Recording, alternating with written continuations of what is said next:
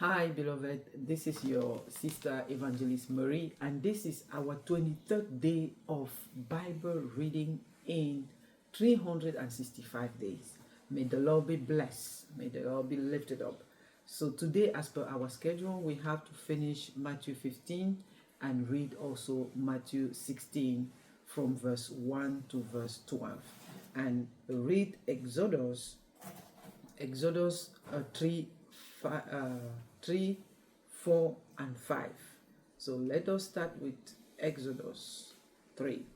So in Exodus 3, this is Moses that is already in the land of Madian, and he have already a wife and live with Jethro, his father-in-law. So they say the Bible say in verse 3, then Moses said, I will now turn aside and see this great sight, why the bush does not burn. So this was when the Lord appeared to Moses and all that. So on verse 8, so I have come down. So the Lord saw everything that the children of Israel was going through in Egypt, and he decided to come down and to deliver them according to the word of God. And he gave his name to Moses for the first time. I am who I am. He said, go and tell them, I am send you. So God is the God of present. Whatever it is, God is not the God of the past. He's the God of the living, and he's a God of the present, the now. So when you need him now, he is there. So then Moses started begging, and I understand Moses because he know Pharaoh, he know the Egyptian, he know their power, their capacity, but he did not know so well the power and the capacity of God of Israel. So that's why he was bargaining, because he know how cruel they are. In verse 21, and I will give these people favor in the sight of the Egyptian, and it shall be when you go that you shall not go empty-handed, but every woman shall ask of her neighbor, namely, or of her who dwell near her home, article of silver, article of gold, and clothing, and you shall put them on your sons and on your daughters. So you shall plunder the Egyptian. So this is great favor that the Lord is giving them. So the Lord cannot deliver you from the darkness and bring you to the light to suffer. It's not possible. God is not like that. So the law is faithful. He that bring you out of the world and put you into the kingdom of his beloved son will prosper you tremendously. So in Exodus 4, in verse 12, now therefore go, and I will be with your mouth and teach you what you shall say. And still Moses continue to bargain with the Lord. Now in verse 15, now you shall speak to him and put the word. So he bring Aaron, his brother, to become his mouthpiece, and he will be the God of God to him.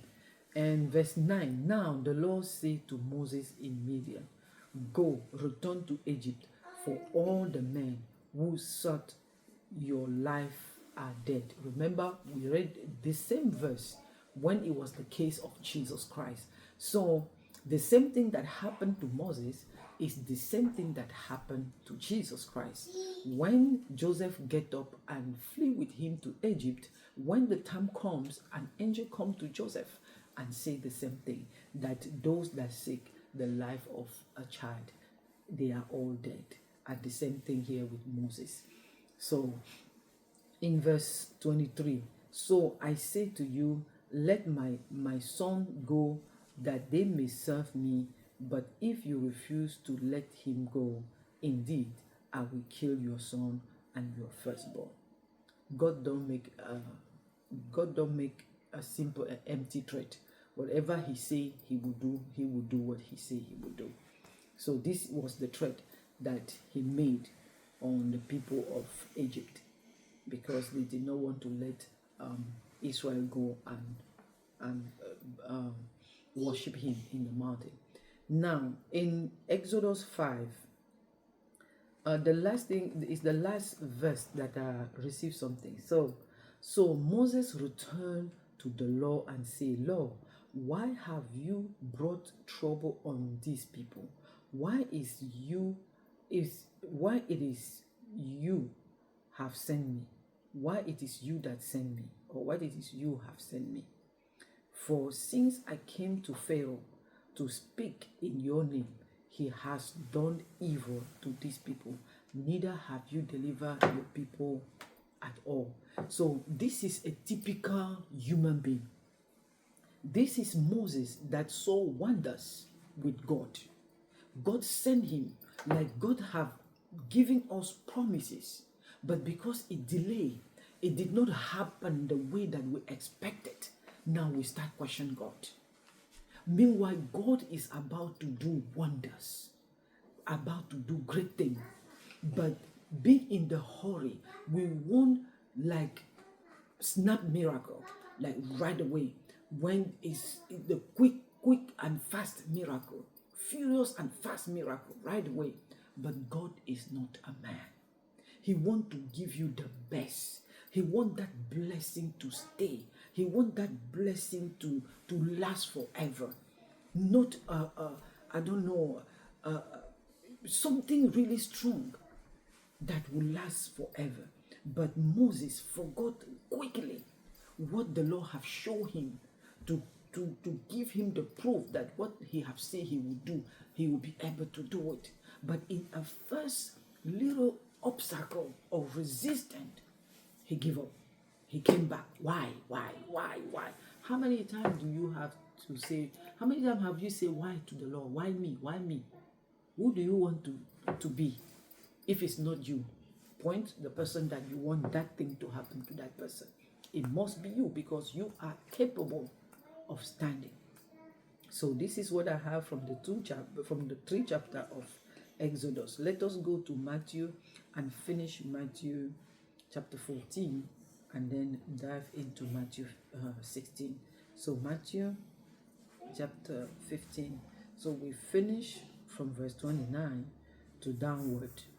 So in verse 28, then Jesus answered and said to her, no, this is 28, we read that yesterday. So from 29 to downward, we still see the compassion of the Lord towards the people, the compassion of God. He is so lovely. So whenever he filled with compassion, if you see the 36 and all that, he filled with compassion and fed his people. He did not let them go empty stomach after all that he had delivered them for every type of bondage and possession, demoniac possession. He did not let them go empty-handed. So, beloved, our God that we serve is a great God. In chapter 16, verse 4, and this is, when I was reading the first verse, I'm like, these people, they don't take themselves so small. Because this is the Pharisees and the Sadducees that were against Jesus Christ. Now they boldly come to him and say, and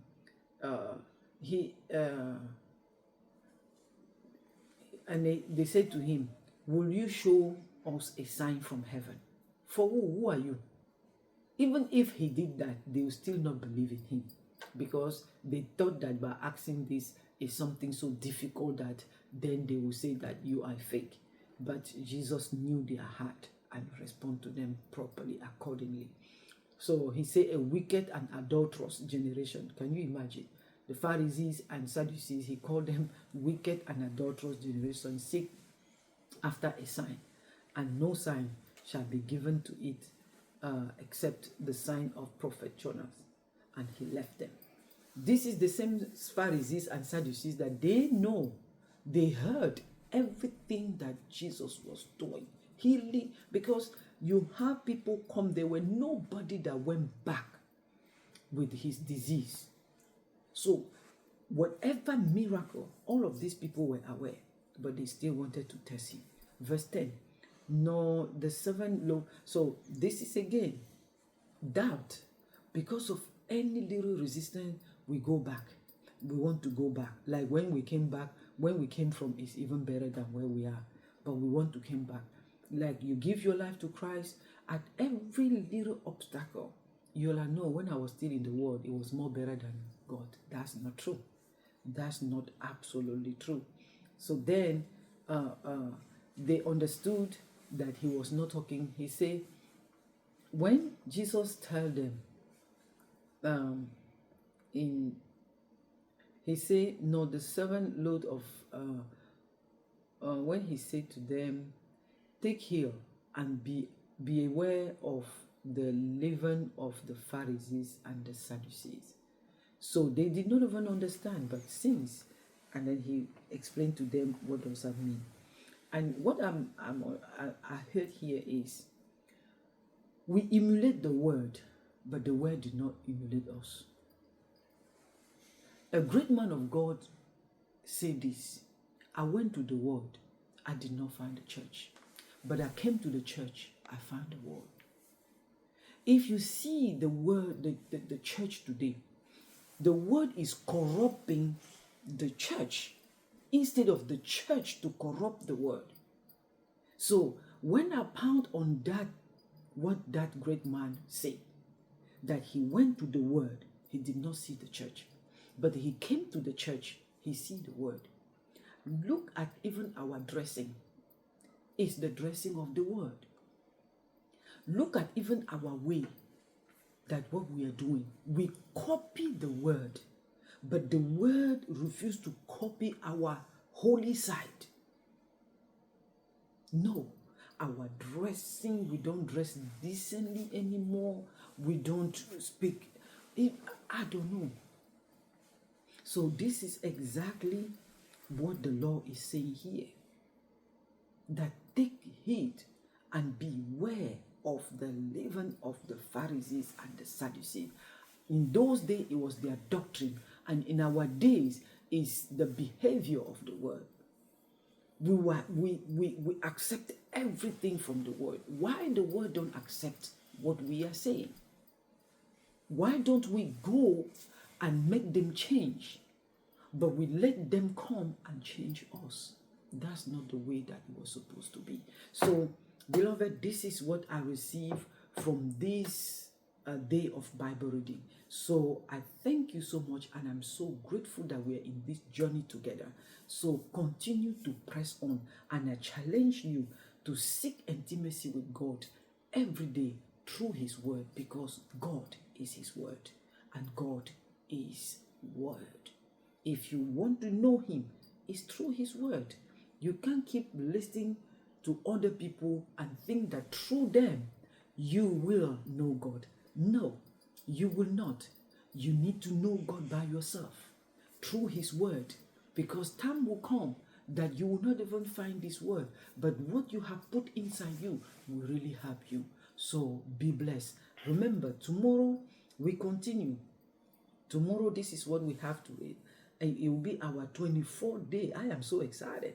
So 25th day of Bible reading. We will read chapter 6 to chapter 7 of Exodus, and we will read Matthew 16. We'll finish Matthew 16, and we will read Matthew 17 from 1 to 13. May the Lord bless you. May the Lord let his face shine upon you and give you peace. Shalom.